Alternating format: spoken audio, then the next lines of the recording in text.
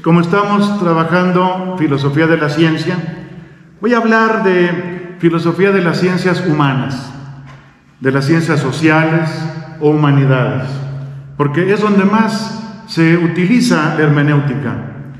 En las humanidades interpretamos todo el tiempo, y por eso necesitamos esclarecer al menos un poco la epistemología de estas ciencias en las que nos toca trabajar, como es la filosofía, la literatura, el derecho, la psicología, la pedagogía. Es un cúmulo de disciplinas en las que interpretamos, es decir, utilizamos la hermenéutica.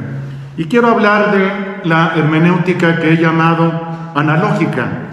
Después van a ver por qué es analógica esta hermenéutica y aplicarla al menos someramente a estas disciplinas que son las ciencias humanas o ciencias sociales.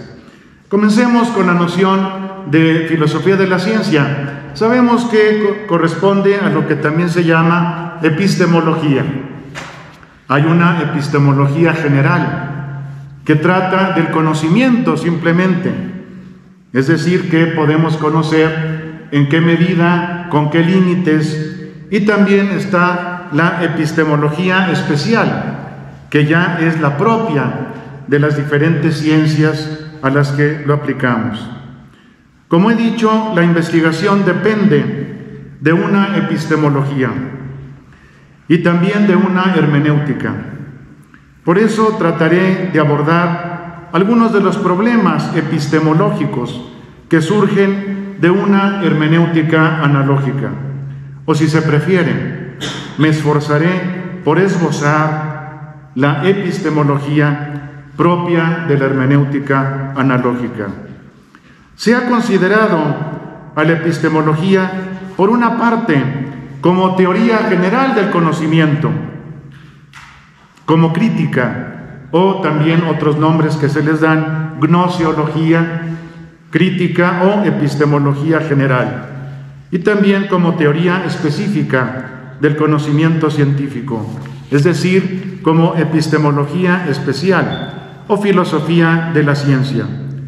Frecuentemente se unen las dos perspectivas en una sola, de modo que la epistemología comience tratando problemas del conocimiento en general y al último problemas específicos del conocimiento científico.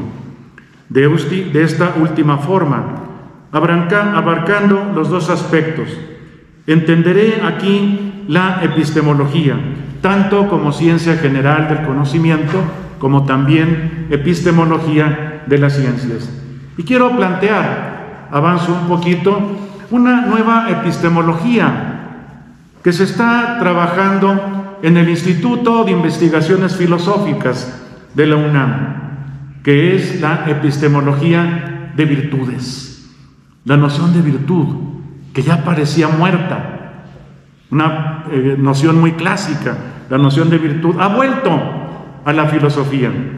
Y como trataré de esbozar un poco más adelante, se cultiva precisamente en lo más avanzado, que es el Instituto de Investigaciones Filosóficas de la UNAM, en el que estuve yo muchos años.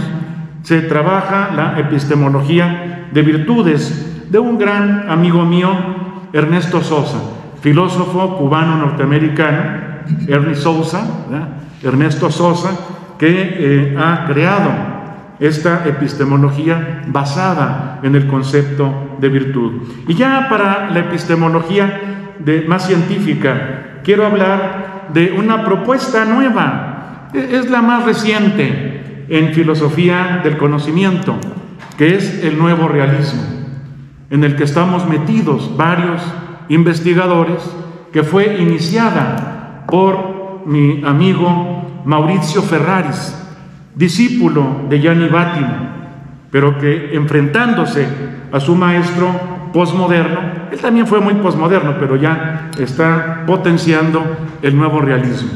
Ustedes pueden meterse a Google y pedir New Realism, pero philosophy, porque también hay en literatura. Y viene esta corriente nueva, novísima, que es la última en epistemología, que es el nuevo realismo. Yo soy muy amigo de Ferraris. Él es 2 años menor que yo y lo regaño. Lo puedo regañar porque es más chico, ¿verdad? Y él dice que tengo un nuevo realismo analógico. Dejen que diga lo que quiera, pero vamos a tratar de fomentar, de potenciar esto. De hecho, el año 2014 tuvimos un coloquio en la UNAM y él pidió que se llamara como subtítulo la nueva hermenéutica para el nuevo realismo.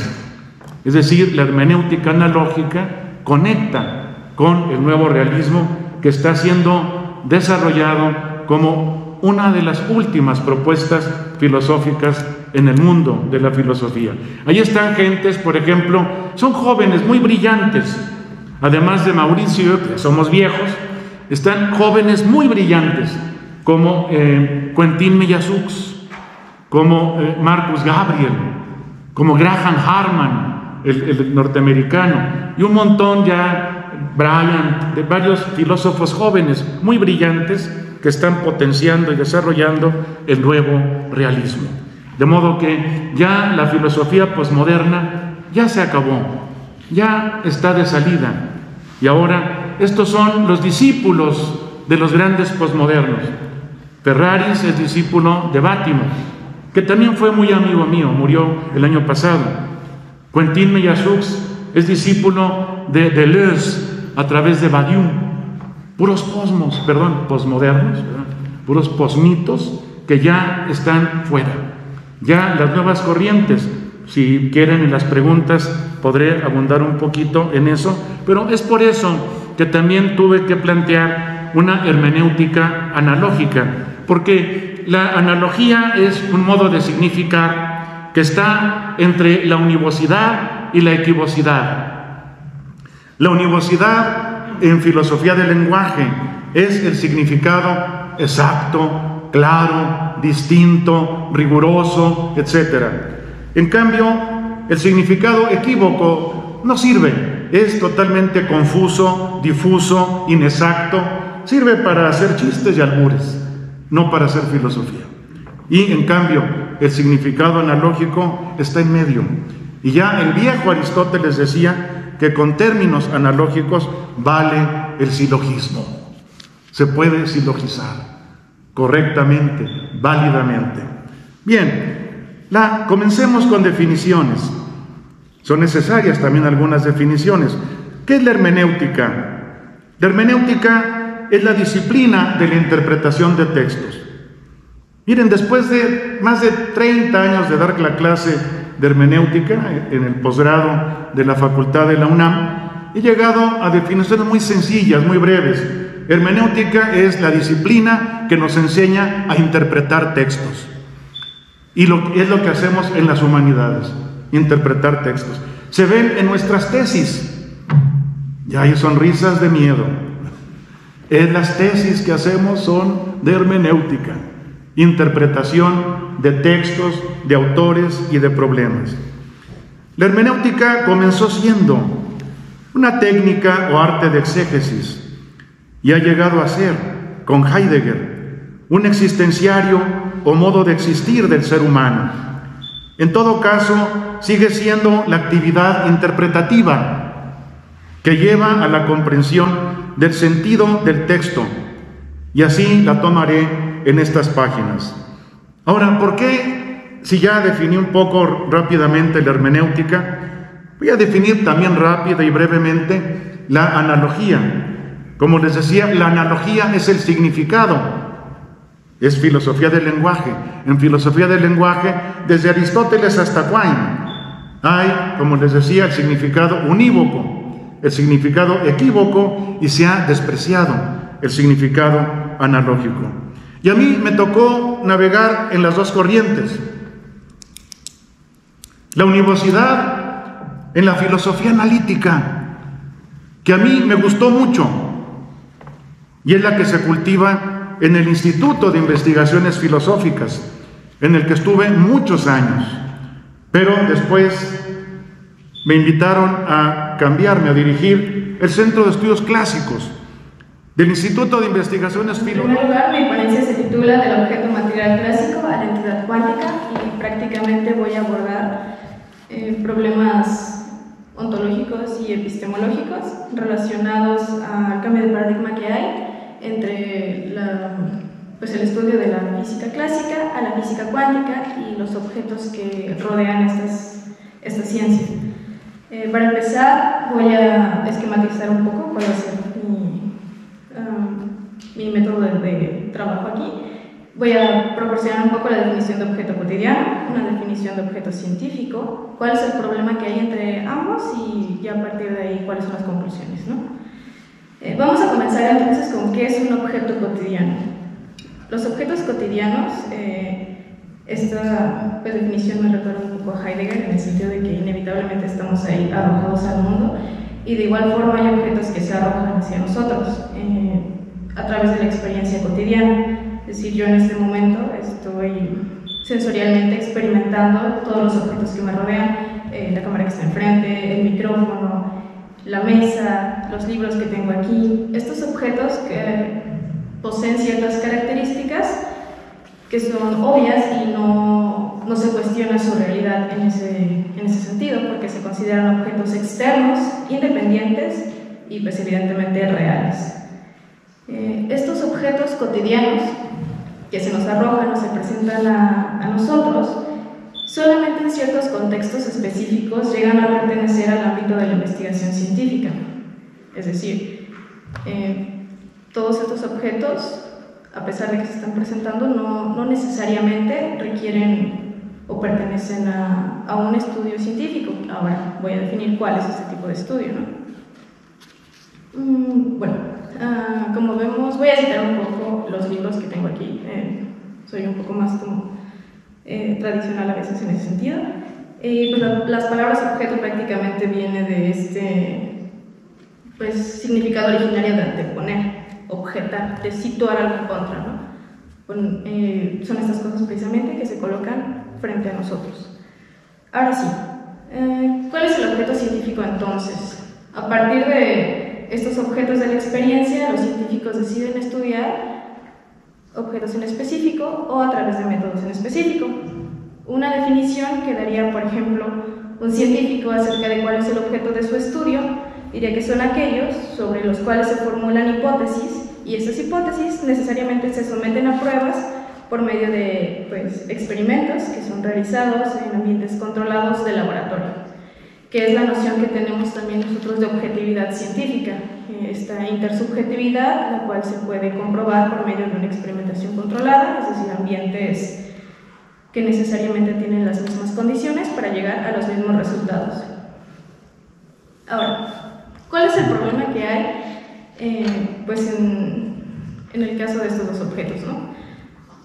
Los objetos científicos, hasta cierto punto, en la historia de la ciencia, comparten muchas características con los objetos cotidianos, es decir, son estos de la experiencia que se estudian, ¿no? ¿Qué es lo que pasa aquí? Hay debates filosóficos que ocurren alrededor de estos objetos. Uno de ellos puede ser el debate del realismo. Como decíamos, los objetos cotidianos ya tienen el carácter de la obviedad, se presentan, se arrojan, están enfrente de nosotros. Los científicos no necesariamente. La autora Lorraine Daston lo presenta como que estos objetos científicos son más difíciles de alcanzar, están un poco más escondidos en ese aspecto. Y todo esto también se relaciona con uno de los problemas principales de la filosofía, que es el estudio de la naturaleza, el cual se propuso desde la antigua Grecia como el estudio de la materia. De ahí que vengan todas esta postura o postulación acerca del atomismo como respuesta ante el carácter de la materia y su composición, ¿no? Entonces, vemos que entonces los objetos científicos carecen de esta objetividad y obstinación, a diferencia de los objetos cotidianos. Ahora, en torno al estudio de la naturaleza, ¿cómo sabemos que los objetos científicos son reales? Mencionaba el compañero hace un momento que esta cuestión acerca de los átomos, precisamente por eso es interesante, ¿no? porque eran postulaciones metafísicas antes de ser comprobadas, como dijimos, a través de estos métodos experimentales y de esta pues, noción de objetividad científica como una intersubjetividad. Ahora, esta autora que yo estoy tratando propone que un objeto puede ser medido en cuestión de real como más o menos intensamente dependiendo del contexto científico en el que se estudia, un objeto científico en este caso. Es decir, se propone para este objeto un acercamiento histórico, aparte de cuál sería la pregunta acerca de cuál es su estatus ontológico. ¿Qué quiere decir esto? Que un objeto científico, al ser más difícil de alcanzar en este aspecto de la experiencia, puede ser históricamente más o menos real, de forma independiente a cuál es su estatus ontológico. Un ejemplo de ello pueden ser las bacterias. Las bacterias, hasta cierto punto de la historia, comenzaron a ser objetos científicos estudiados, pero antes de ese suceso, el hecho de si eran reales o no dependía únicamente como de este acercamiento histórico.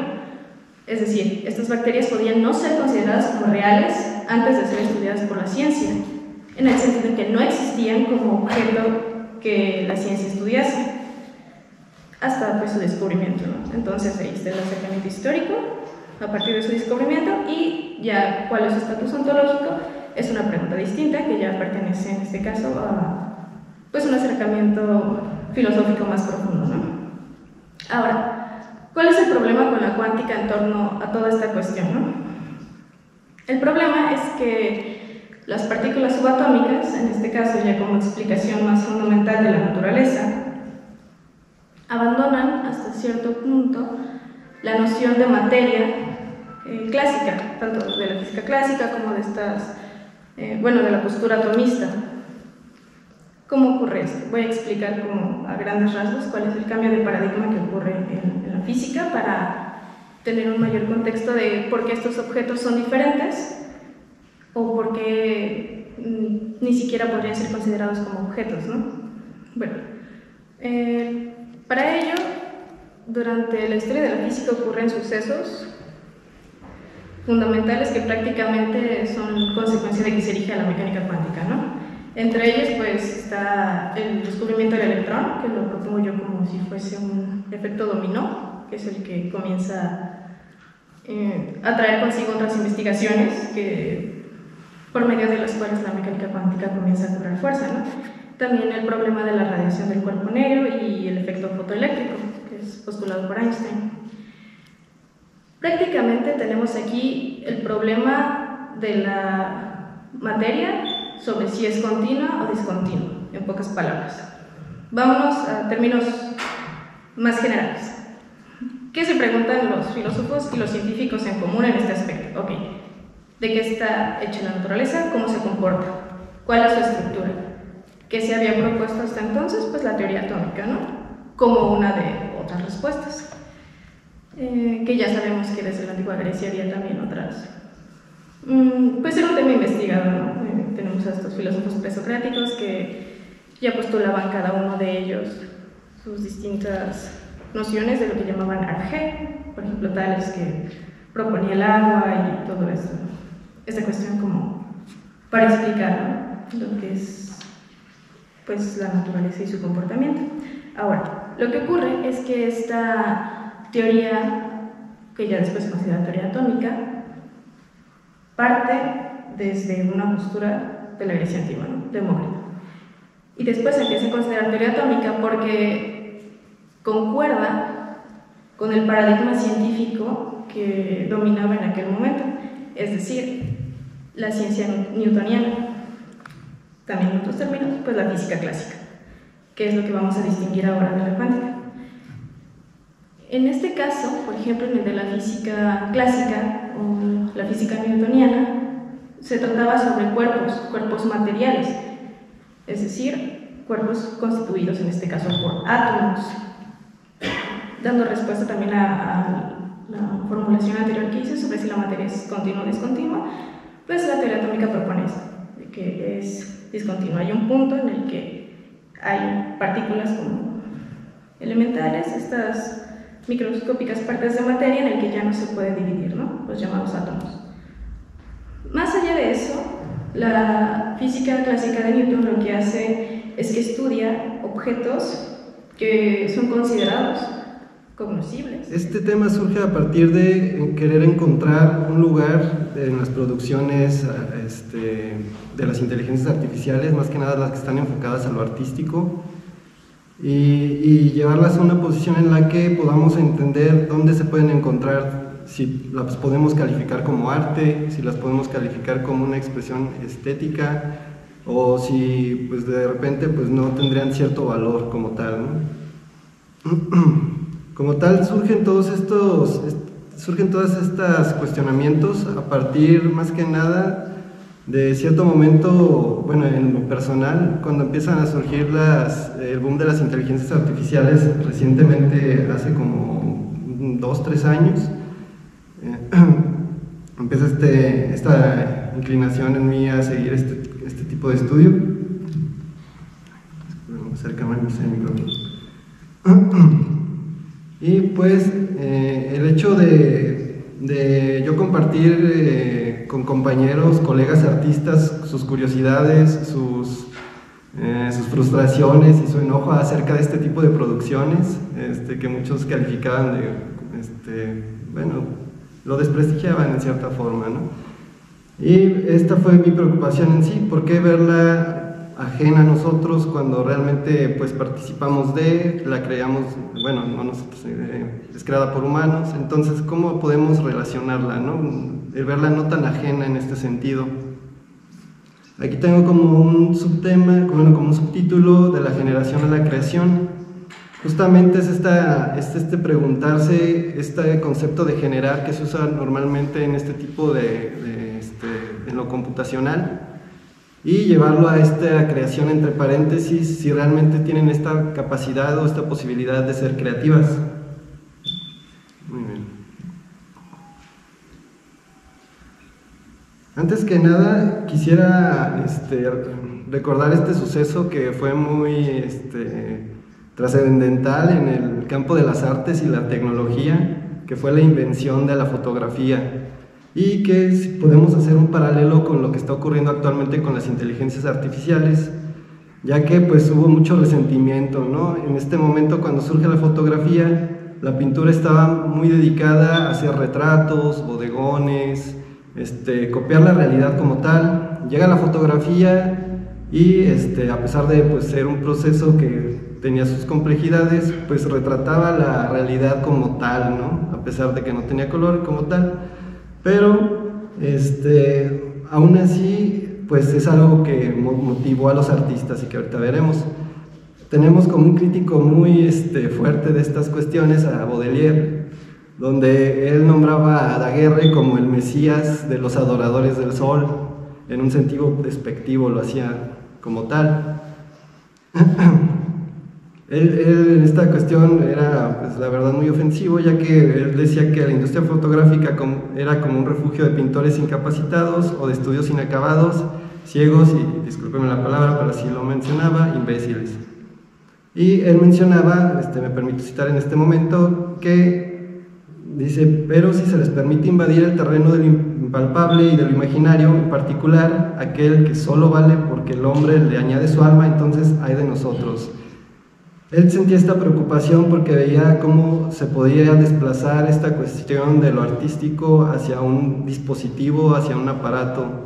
Él, de hecho, referenciaba la fotografía como una servidora de las demás artes y de la ciencia, ni siquiera la consideraba como un arte en sí, que fue un proceso que fue poco a poco la fotografía teniendo representatividad y volviéndose ya un arte como tal. Ahora, señalo esto en específico porque es una tecnología disruptiva que llega en ese momento a trastocar el concepto del arte, pero déjenme.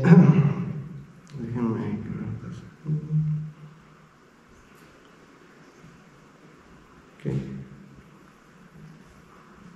Pero a pesar de eso, la fotografía nos impulsó en cierta forma como un conjunto de varias otras cuestiones a revolucionar el campo de las artes, De hecho, después de este siglo XIX y XX, donde la fotografía surge con fuerza, podemos ver cómo entonces el arte busca otras vías. Es un motor impulsor el hecho de que los artistas vieron que ya estaba dada la realidad, retratada la realidad a través de las fotografías, y entonces, ¿qué era lo que se tenía que hacer? Y viene posteriormente todas las vanguardias, donde entonces empezamos a tener un abordaje más hacia el sentido de los colores, de las formas, de la expresión personal que se le atribuía a las obras. Entonces, muchas de estas tecnologías a veces nos ayudan para así mismo revolucionar el mismo campo a la que en un principio parecería que se está atacando, ¿no? Ahora, ya me pago este salto de años para ya ir viendo cómo más o menos pues, lo computacional se va introduciendo al campo de las artes un poco, ¿no? A mediados del siglo pasado, el desarrollo de la informática pues, fue exponencial. Tenemos a la Z1 de 1938, al Colossus de 1943 y a la ENIAC de 1946, que de hecho ahí vemos a las programadoras de la ENIAC, donde pues, todavía las computadoras ocupaban un espacio enorme y pues, estaban dispuestas para otro tipo de cuestiones. Apenas se estaba planteando la posibilidad de creaciones artísticas mediante ellas.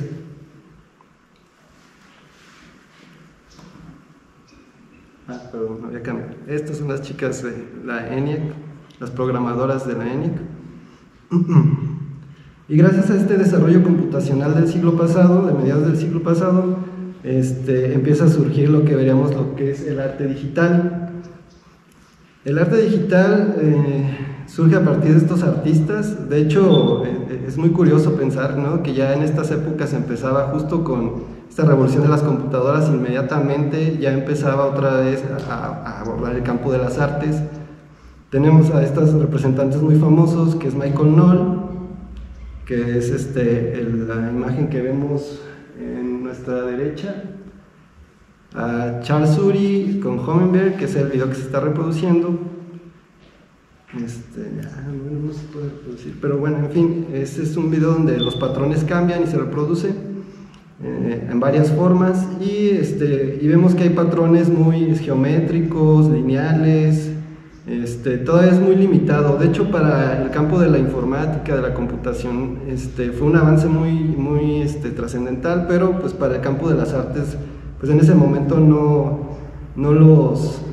les afectaba en ningún sentido, ¿no?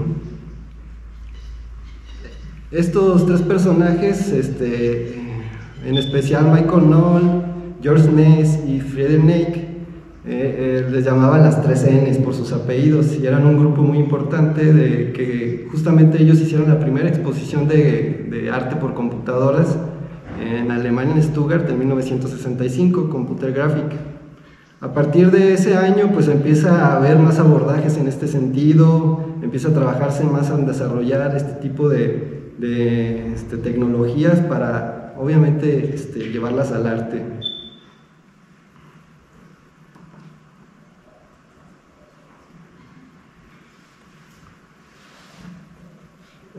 Una exposición que fue muy importante para su época es la Cybernetic Serendipity de 1968, que fue la primera exposición de arte digital en Inglaterra, y la curadora fue Jasiah Richard. Ya para estas épocas, Jasiah Richard se cuestionaba cuál era el lugar de este tipo de producciones. En Cybernetic Serendipity se exponía no solo arte digital como el que vimos anteriormente,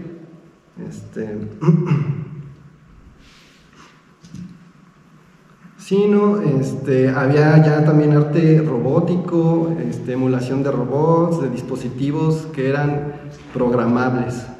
Entonces, lo que Jasiah Richard se pregunta, a pesar de que ella está a favor de todo este tipo de movimiento, es si las piezas presentadas podrían ser calificadas y expuestas en el mismo recinto o museo con las piezas de arte humano, o deberían pertenecer a otra categoría aún no especificada de logros creativos. De hecho, esta pregunta es muy importante porque podemos hacer un paralelo con lo que está ocurriendo ahorita con las inteligencias artificiales. El hecho de buscarles un lugar, si realmente se puede ser expuesta en un mismo lugar, o qué lugar le podemos dar, ¿no? ¿Qué valor tienen como tal? Para ella en esta época hay un prejuicio existente entre los campos de estudio, donde ella menciona que hay un prejuicio de lo que se estudia en cuanto a la, por ejemplo... y bueno, pues yo vengo a compartir un poco sobre lo que yo he venido revisando a lo largo de mi trayectoria, y sobre todo lo que vengo trabajando en los últimos 3 años. Estoy metiendo bastante fuerte en estos temas de conciencia y realidad.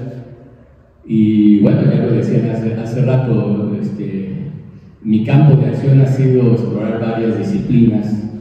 Hace como 10 años me decían que era un todólogo, y después me empezaron a dar algunos reconocimientos por el trabajo. Finalmente ustedes saben que todo está conectado, y cuando uno resuelve temas de investigación, al menos en la etapa que yo me encuentro, la verdad es que no veo mucho las disciplinas. Yo lo que veo es que vamos a resolver, ¿no?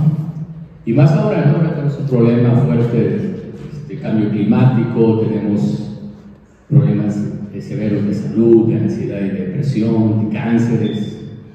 Este tema que quiero dialogar con ustedes, sobre todo a manera de charla, esta parte de la IA, ¿no? Que de repente me preguntan algunas cosas y bueno, pues me dan mis meros moles, ¿no? Donde me gusta un poco entrar, pensar lo que yo he visto, lo que yo de alguna manera, los experimentos en donde me ha tocado estar y con las personas que he compartido.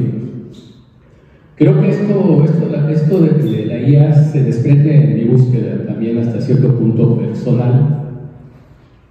He recorrido varios temas. Les decía que yo tuve la oportunidad de estar en uno de esos aceleradores de partículas, de esos que están debajo de la Tierra, y yo siempre, cuando era universitario, cuestionaba las teorías de los profesores, porque yo decía que no era cierto esto del espacio, tiempo, antimateria y todo este rollo.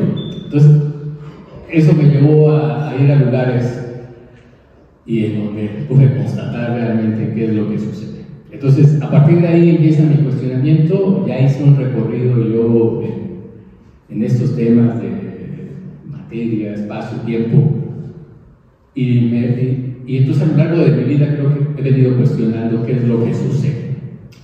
En el 2020, un científico, un físico en este caso, le dan el premio Nobel y se lo dan por una teoría que hace sobre conciencia. Yo ya venía revisando mucho estos temas, ya me estaba metiendo muy duro sobre la parte de la conciencia, la realidad, y empecé entonces a indagar varias zonas. Entonces, quiero que tomen esta charla como un espacio de diálogo y digo, más adelante interactuar con unas preguntas relacionadas con esto, pues que las podamos discutir, ¿no? Que este es el foro ideal para platicar. Entonces, yo he venido trabajando sobre el tema de conciencia y realidad, digamos que poquito, 2 o 3 años, no considero que sea mucho, y conecta toda mi búsqueda, ¿no? Conecta la búsqueda de, yo digo, qué sucede con las enfermedades, qué sucede con el cambio climático, pero también esa pasión que tengo sobre los modelos. Manejo yo un poco de modelos matemáticos que me permiten entender qué pasa atrás, ¿no? O al menos me dan algunas rutas. Y ya lo decían hace rato cuando leyeron el currículum, creo que ahora tengo más estudiantes de ciencias sociales que de física y matemáticas e ingeniería. Tengo muchos estudiantes porque me metí en temas de complejidad. Me metí, de hecho era el titular de la materia de complejidad, ciencias de la complejidad, así le decíamos, en ese doctorado, y entonces ahí yo involucraba a varios pensadores, pensadores desde mi área también, ¿no? Y esta parte de las redes que ahora están tan de moda. Y también el aspecto de la inteligencia artificial, ¿no? Me han hecho tantas preguntas que yo creo que esas preguntas me han llevado a tratar de indagar cada vez más. Entonces, lo que quiero mostrarles es una visión, a lo mejor desde este rollo que he trabajado sobre biofísica, sobre la parte de cosmología, Y mis planteamientos, que quizás muchos de ellos son filosóficos, yo creo que muchos de mis colegas, al menos yo soy como muy apegado a estas teorías de la mecánica cuántica de 1930, ¿no? Que ahora están muy de moda, ¿no? Ya tienen muchísimos años, ¿no? Lo mismo que la inteligencia artificial, digo, pues tiene muchísimo. La inteligencia artificial de 1940, 1950, la teoría del caos. Entonces, de repente, la mercadotecnia y todo el mundo nos lleva hacia un rumbo que digo, pues eso ya era de hace muchos años, pero hay que tratar de entender qué pasa. Soy apasionado del tiempo y entonces siempre estoy tratando de pensar qué viene, qué es lo que viene. De por sí los que nos dedicamos a la investigación siempre creo que la investigación va de repente adelante 10, 15, 20, 30 años, ¿no? Me he dado cuenta que lo que revisé en el 2005 apenas lo estoy viendo en algunos lugares, ¿no? Y digo, qué raro. Pero pues así es como se mueve el mundo y así es como parte de la dinámica mundial.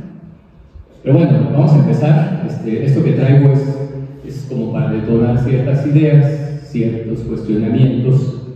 Entonces, esto de la conciencia surge a partir de un par de artículos que justamente un amigo filósofo, que era el director general académico de ahí de la Ibero, tiene una revista que se llama Arte Letras, y entonces siempre me invitaba a escribir en la revista de los filósofos, y entonces dije, bueno, está bien, vamos a escribir, y cada rato me está escribiendo, de hecho ya soy parte del comité editorial, ¿no?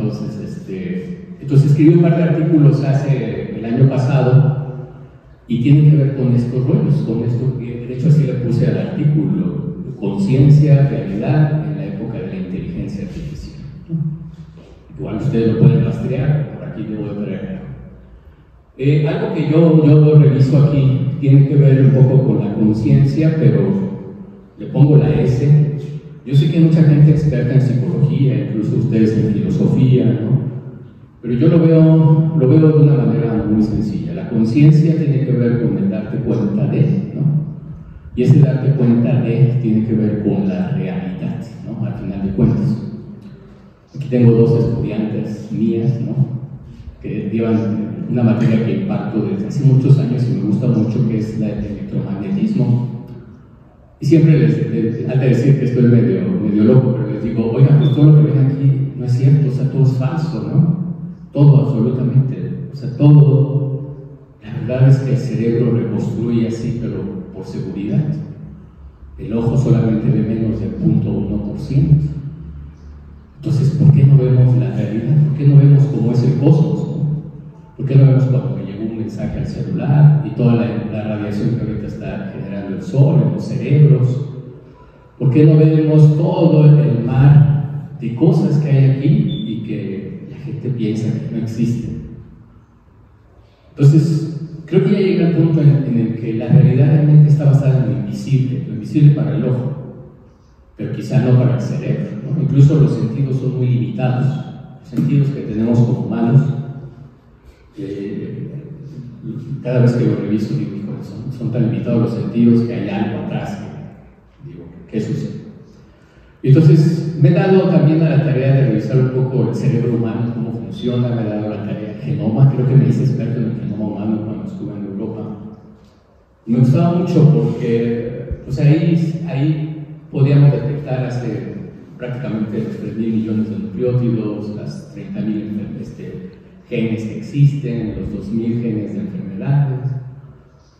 Y a veces la gente se ríe porque le digo, pues hasta ya tenemos hasta los genes de la infidelidad, ¿no? Ya están ahí, o sea, si yo les tomo una muestra de sangre a alguien, los puedo ver, ¿no?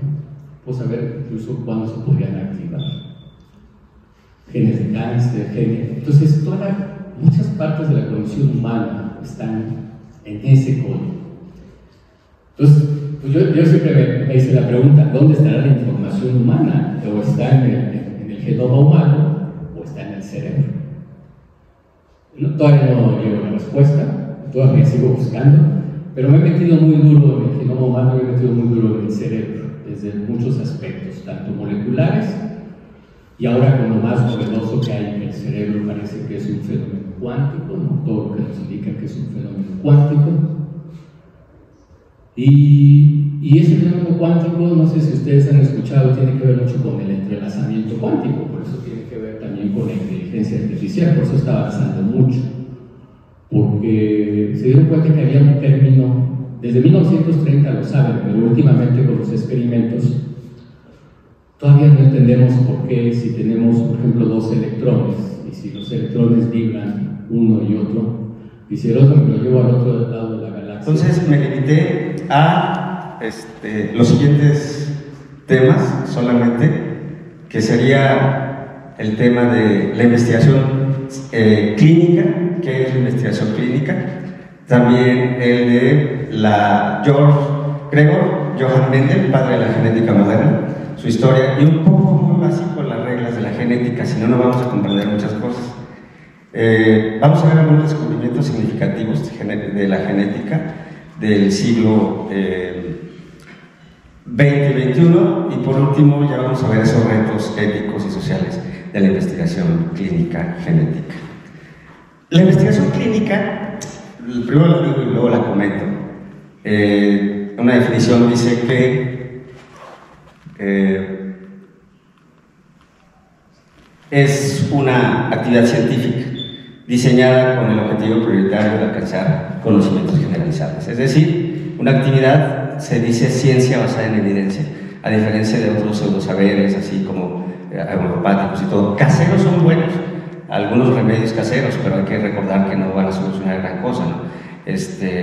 Para un dolor de estómago, pues va a estar muy bien un té o algo así, pero ya para patologías más serias como oncológicas, también endocrinológicas, pues sería una responsabilidad que no se hiciera con una ciencia basada en evidencia.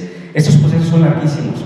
Por ejemplo, primero se estudia no en tejidos, se llama in vivo, para ver reacciones de los in vitro, perdón, para ver las reacciones de corrosividad, por ejemplo, de algún fármaco o sustancia. Después tenemos el estudio in vivo en animales, para ver si, por ejemplo, se transmite en el semen o en la leche materna el medicamento, si tiene toxicidad reproductiva, si hay alguna otra cuestión, como podría ser también el que sea carcinogénico, es decir, que pueda causar cáncer. Y después de esa investigación se da en humanos es aproximadamente unos 15 años, 4 fases, pero ahorita con lo de la pandemia se han reducido mucho las etapas, hasta 8 años. Entonces es un conocimiento basado en evidencia, con muchas pruebas. Generalizables en la medida de lo posible. No podemos tener una generalización del 100% en ningún ámbito más que en las ciencias formales, ¿de acuerdo? Y eso, quién sabe, dirían algunas personas.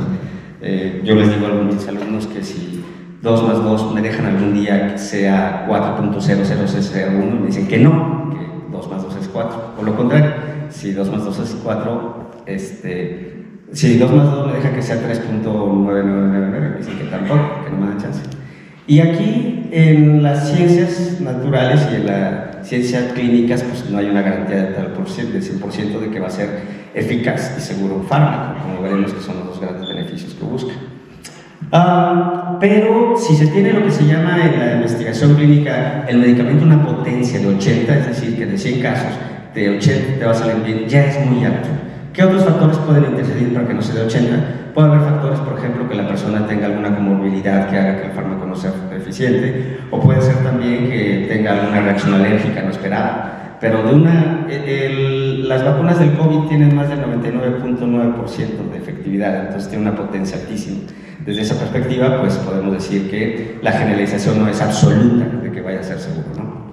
Es absolutamente imprescindible esta investigación clínica para obtener pruebas que permitan validar, ojo con estas dos palabras, eficacia y seguridad de procedimientos médicos. Si hablamos medicamentos, hablamos procedimientos, hablamos dispositivos como podría ser un marcapasos, etc.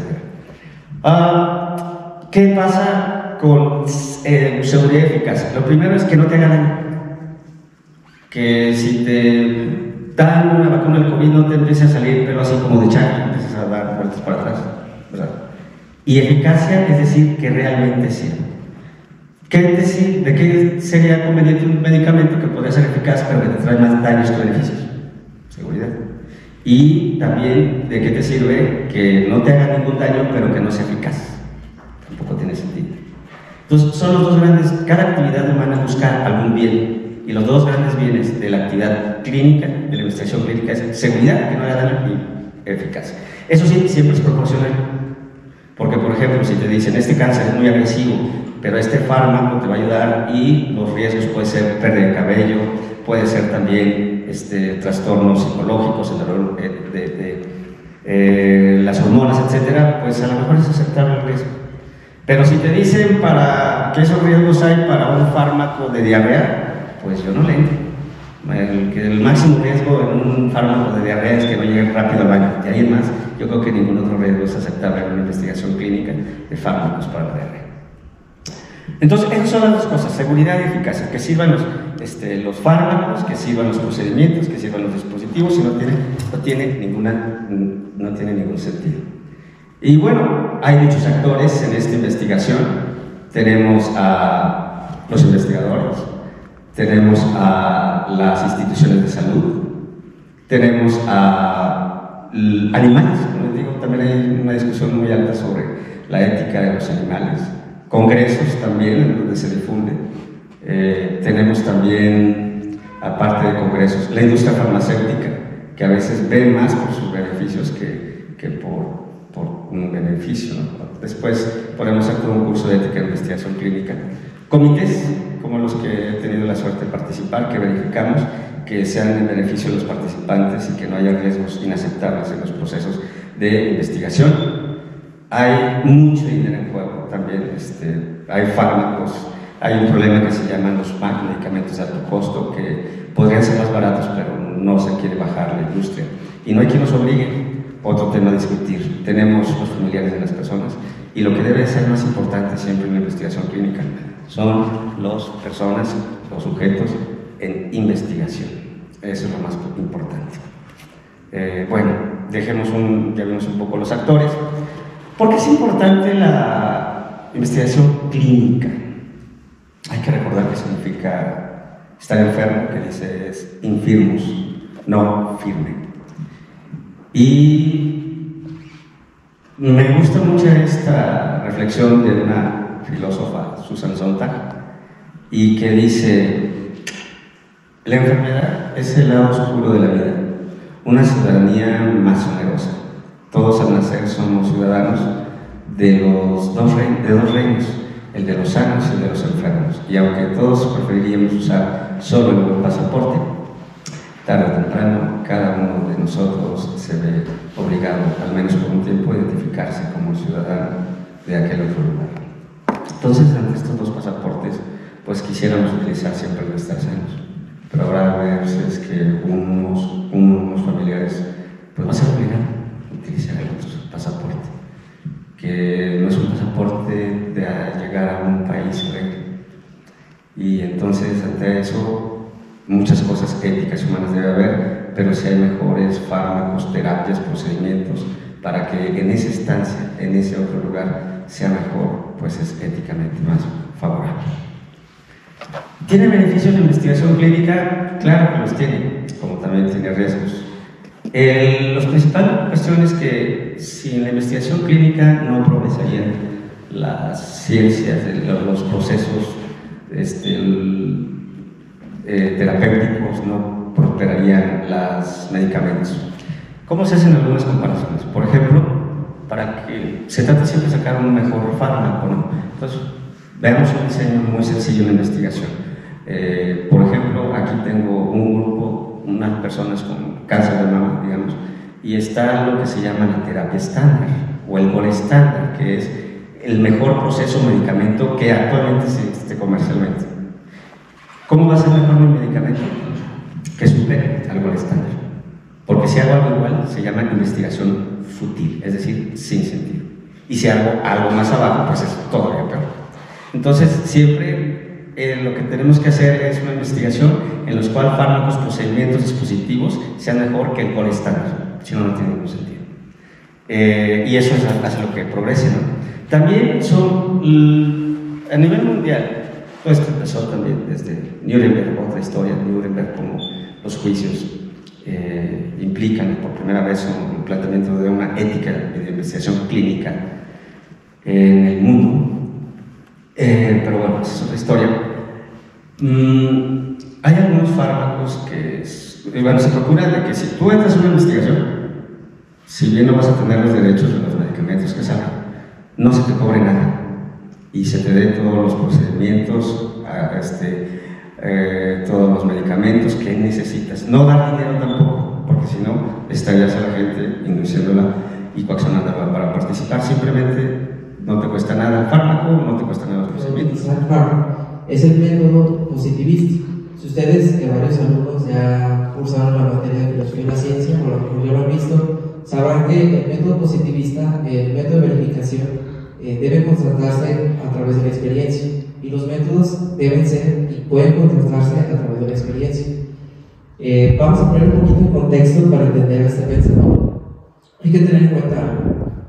Hart va a ser discípulo de Auguste Comte, no va a ser directamente, nunca lo conoció en persona, pero va a conocer sus obras. ¿Por qué es importante tener en cuenta a Auguste Comte?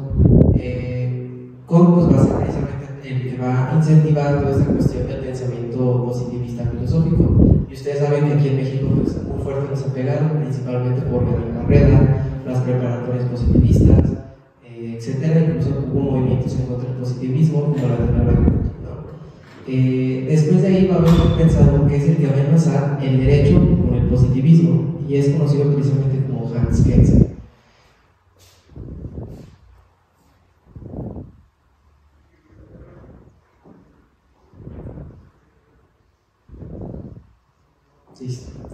¿Qué tenemos que tener en cuenta? La principal obra que tiene Hart donde va a exponer esta visión, este método verificacionista, es el libro El concepto del derecho. Este libro va a lo más importante que tenemos que tener en cuenta de este libro. Hay un método que se llama precisamente el método de verificación. Aquí les dejo la cita directa por si gustan constatarlo en la obra. Precisamente Hart nos va a hablar de normas primarias y normas secundarias. ¿Qué quiere decir esto? En pocas palabras se está refiriendo a Hans Kelsen. De hecho, en su obra hace referencia a Hans Kelsen. Ahora, ¿qué vamos a hacer? Pues vamos a entender precisamente qué nos quiere decir Hans Kelsen con las normas primarias y las normas secundarias. A lo mejor muchos ya han visto precisamente en qué consisten estas dos, ¿no? Las normas primarias, ¿qué son? En pocas palabras, cuando una persona es obligada por el Estado por una norma que le dicta, por ejemplo, el asesinato. Si una persona comete el asesinato y está contemplado en la ley, es prohibido. Si no está contemplado en la ley, es permitido. El modelo que plantea Hans Kelsen en su libro Teoría Pura del Derecho nos establece que para que un ser humano a través del Estado sea obligado, tiene que haber leyes escritas que así lo indiquen. Si no hay ley escrita, no hay nada que te pueda obligar, al menos del Estado. Hasta aquí todos bien. Perfecto. ¿Qué son las normas secundarias? Las normas secundarias nos hablan precisamente de quiénes van a llevar a cabo estas leyes, cómo se van a hacer, qué instituciones van a velar por estas leyes.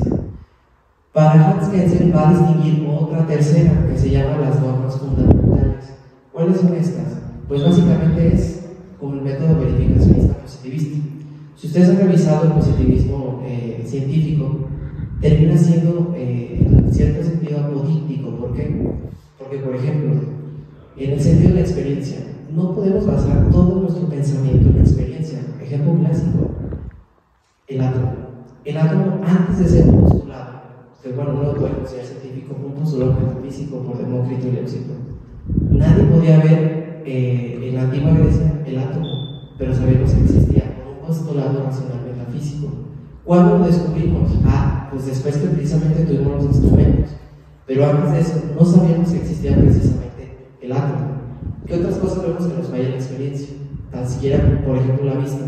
Hay gente que aquí en la mayoría ve que usan lentes, ¿no? Si te quitan los lentes, pues incluso los llevo a ver algo borrosos. No podemos basar todo nuestro método precisamente en la experiencia porque tiene infalibilidad. Y ya no viene una gran cantidad de filósofos que hablan. Descartes, Kant, Hegel, que hablan precisamente cómo nuestro modo de ver las cosas no puede basarse netamente en la experiencia. Y otra cosa más importante, el método que utiliza el positivismo es un método inductivo. ¿Qué es un método inductivo? Del particular hacemos una conclusión universal. ¿Qué problema hay con el método inductivo que tiene el positivismo. Da un salto lógico injustificado. ¿Por qué? Si se fijan, un ejemplo clásico: tengo oro, tengo plata, tengo cobre. ¿Qué características tienen? Son metales y conducen electricidad. ¿Qué conclusión universal puedo sacar de esos particulares? Ah, los metales conducen electricidad. ¿Qué problema hay? Ningún ser humano en su vida va a poder ver todos los metales. ¿Qué nos quiere decir eso? Nos inserta un problema de la causalidad que el positivismo nunca pudo responder y sigue sin responderse. ¿Por qué? Porque da ese salto lógico que no se justifica. Los casos particulares solo pueden ser observados por un sujeto que tiene los instrumentos, pero ningún ser humano va a poder experimentar con todos los objetos que existen. ¿Todos bien hasta aquí? Bueno, algo importante decir es que Hans Kelsen entre 1919 y 1929 fue maestro de la Universidad de Viena, donde tuvo una relación cercana a los pensadores biopositivistas con el Círculo de Viena e incluso colabora en la redacción de la Constitución, de la nueva República Austriaca. Hans Kelsen no fue un personaje que se puede pasar a simple vista. Hans Kelsen precisamente convivió con el Círculo de Viena porque se encargaba en la escuela en la Universidad de Viena, fue donde los conoció. Por eso Hans Kelsen, cuando busca utilizar este método verificacionista de la experiencia, va a utilizar el método positivista del Círculo de Viena. Como ustedes ya sabrán, hay muchos pensadores del Círculo de Viena. Principalmente tenemos a Ayer, pero existen muchísimos más. Incluso el Wittgenstein en el Tratados Filosóficos también llega a tener cierta influencia precisamente de los positivistas.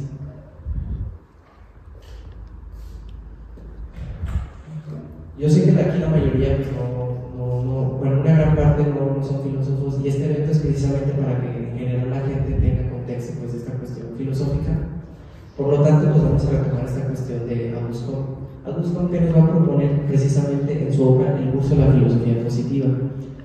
Él nos propone tres estadios. El ser humano, en su desarrollo, va a tener tres estadios. El estadio más pequeño es el estadio precisamente mitológico. Es decir, el ser humano utiliza el mito para explicar su realidad. Después, ese mito va a evolucionar y va a pasar a lo que ellos llaman la metafísica, que nosotros lo podemos entender en esa parte como teología.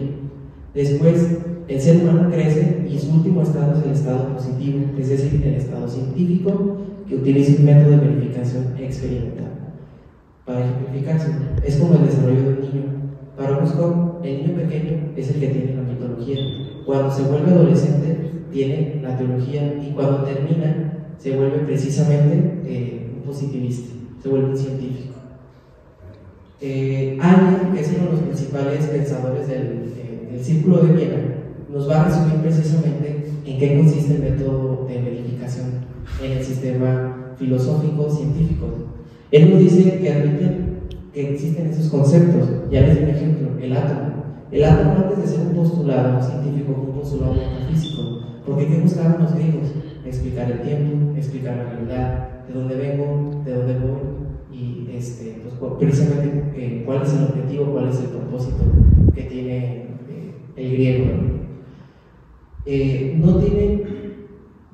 Admiten que existen conceptos y nociones metafísicas de las ciencias porque no tienen precisamente ningún referente empírico al cual referirse. Les pongo un ejemplo: la idea de infinito. Aquí todos nosotros somos seres finitos, es decir, nos vamos a morir algún día. ¿Por qué tenemos la idea de infinito si somos seres finitos? Podríamos decirlo desde el método de la experiencia. ¿Cómo yo soy mi idea que sé que yo nunca la voy a llegar a realizar? Porque ningún ser aquí es eterno, ni somos infinitos, pero tenemos la idea. Por eso es que precisamente el positivista dice: ok, yo no me voy a meter en esos problemas porque no lo puedo explicar. A lo mejor va a haber otras corrientes, otros pensadores, René Descartes, uno de ellos, que explican esta idea.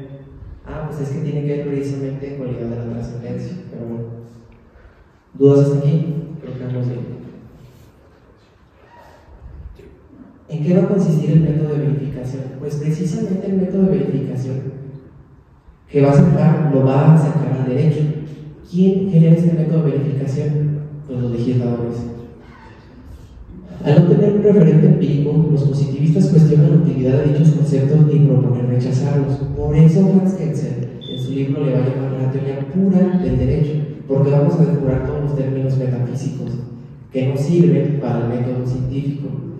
Hans Kelsen lo que quiere hacer precisamente con el derecho es una ciencia positiva. Por eso depura todos los conceptos metafísicos. Otra cuestión. Uno de los conceptos que genera mucha controversia en términos legales o en términos jurídicos, pues es el término justicia. Hans Kelsen precisamente en ese libro dice, el derecho no se enfoca en la justicia, se enfoca en la legalidad. Pensadores después van a decir, no, hay una confusión. Esos son los problemas que tenemos. Entonces, bueno, vamos a iniciar esta plática, más que otra cosa, acerca de la simplicidad como criterio estético de las matemáticas. La idea que vamos a manejar aquí, o la tesis que más bien vamos a manejar aquí, es, uno, decirles que en efecto se ha utilizado la simplicidad como criterio estético de las matemáticas, y entonces eso tendría, o lo que tendríamos que esperar es que ustedes tendrían que esperar de mí que yo les dijera qué es simplicidad, y se van a dar cuenta de que no lo voy a hacer en sentido estricto, porque me di cuenta que no hay una definición universalmente aceptada de qué sea eso. O sea, se supone que es una noción tan simple que no se puede definir tan bien, ¿no? Entonces, pero les voy a intentar dar algo de lo que vamos a hablar aquí, ¿no? Vamos a ver un par de ejemplos acerca de qué estamos hablando cuando estamos diciendo simplicidad. En este caso no estamos usando la palabra simplicidad como sinónimo de sencillo, porque no todo el tiempo lo va a hacer. Y por otro lado bueno, voy a intentar convencerlos de que este criterio existe, se ha utilizado, los matemáticos y los físicos y los científicos en general lo utilizan, y los filósofos incluso. Eso no es ninguna novedad, pero lo ideal sería aquí someterles a este problema, ¿no? Si ese criterio se ha estado utilizando, si ese criterio existe, y si los matemáticos, los filósofos y los científicos lo usan, y los músicos incluso, entonces ¿por qué no es un criterio epistemológico a final de cuentas? Ese es el problema que les quiero heredar al final, pero bueno, vamos a tener que ir por partes, ¿va? Entonces vamos a tratar de ir así. Si ven que me voy por las ramas un poco, pues ya me lo recuerdo. Entonces primero vamos a ver una introducción rápida. Vamos a tratar de eso, de qué es simplicidad, cómo la vamos a entender, y vamos a tratar de definirla en términos muy muy pragmáticos, porque como les dije, no existe definición universalmente aceptada. Vamos a ver el ejemplo más bonito que se me viene a la mente cuando estaba haciendo esto. También vamos a tratar la pregunta que no les voy a poder responder muy bien, que digamos, de por qué lo simple es bello, al final de cuentas. Otro ejemplo, pero esto será un ejemplo de no matemáticas puras, sino un ejemplo de matemáticas aplicadas a la astronomía en este caso, que es algo que ya he hablado bastante en otras veces, y pues bueno, cerrar con el problema que les prometí. Entonces bueno, la introducción va a ser acerca de una historia bonita. Ese libro se llama Proofs from the Book, son como demostraciones desde el libro, pero a mí me gusta más llamarlo el libro de las pruebas, ¿no? Se escucha más bonito. Este título de este libro es interesante porque los matemáticos piensan de la siguiente manera. Esto es una especie de metáfora. Si Dios creó, digamos, el cielo, la tierra y todas las cosas, pues con eso Dios crea también las matemáticas, ¿no? Entonces, pues los matemáticos se imaginan a Dios como el gran matemático, y entonces si Dios es el gran matemático, pues entonces tiene que ser el caso que Dios conozca todos los teoremas y todas las demostraciones de todos los teoremas habidos y por haber. Entonces, el que la sepa, tiene que ser Dios, claro. Entonces los matemáticos utilizan la metáfora de que Dios tiene el libro, así se llama el libro, The Book, que se sería ahí. O sea, en la portada del libro Proofs from the Book está el libro, ¿no?, que escribió Dios, donde Dios tiene todos sus teoremas matemáticos. Y entonces los matemáticos dicen que no necesitas creer en Dios, pero sí necesitas creer en el libro. Entonces, los teoremas que no están demostrados, pues los matemáticos piensan que de alguna manera ya están demostrados en el libro de Dios, ¿no? Es una metáfora, claro, pero es interesante. Y lo otro interesante es que piensan que esas pruebas no son cualquier prueba, sino que son las pruebas más bonitas, más elegantes y más precisas de esos teoremas matemáticos. Por ejemplo, para el teorema de Pitágoras, pues hay un montón de pruebas, hay como 30 pruebas del teorema de Pitágoras, pero una es la más bonita, que es la de Euclides, ¿no? Es la prueba más bonita. Y bueno, el hecho de que los matemáticos piensen, y no son matemáticos del siglo XVI, XVIII, ¿no? J.H. Hardy y Poller II, que son los que hablan de esto en este libro, en la introducción, son matemáticos muy recientes, ¿no? De este siglo y del siglo pasado. Y todos ellos concuerdan con J.H. Hardy, por ejemplo, en este dicho de que no hay lugar en el mundo para matemáticas feas. ¿Sí, no? Entonces, esto ya debería darnos que pensar, ¿no? Cómo es que la noción de bonito, la noción de bello o de sublime o lo que sea, las nociones estéticas, tendemos a pensarlas relacionadas con o relacionadas a pues las expresiones artísticas, ¿no?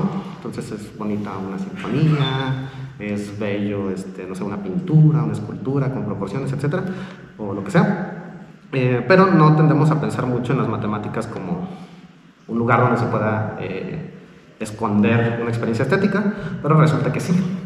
Y pues obvio, ¿no? ¿Qué tal si solamente es algo que dicen los matemáticos, no es como para hacer un poco más interesante su aburrido trabajo, ¿no?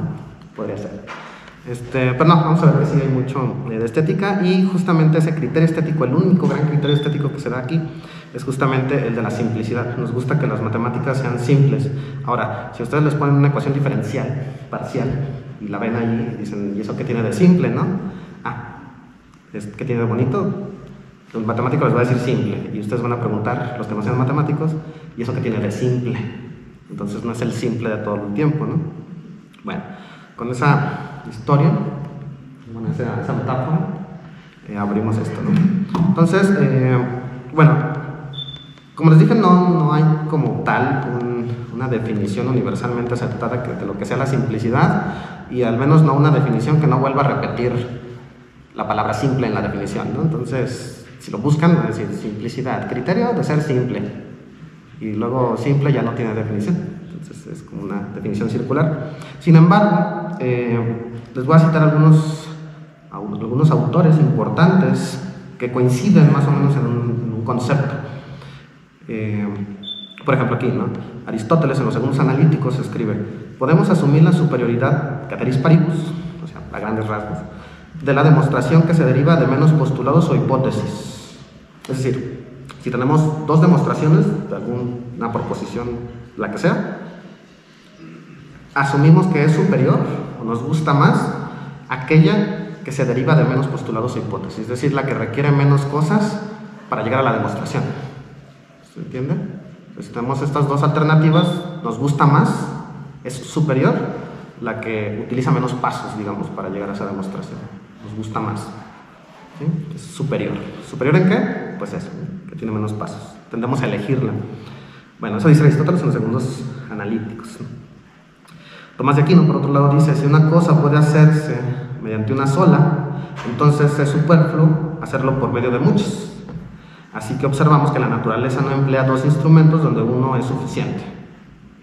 ¿Sí? Entonces, Tomás de Aquino también está pensando en Suma contra Gentiles, en la Suma Teológica, que la naturaleza en sí misma, que es la obra perfecta de Dios, Dios no se tomaría muchos pasos, y su obra no se tomaría muchos pasos para conseguir una finalidad que se pueda lograr en el menor número de pasos posible. ¿Sí? Entonces vean cómo esta idea se está repitiendo, ¿no? La idea de no esforzarnos mucho para llegar a donde queremos llegar, ¿no? En este caso una demostración. ¿Hasta ahí vamos bien? Vale. Espero que sí.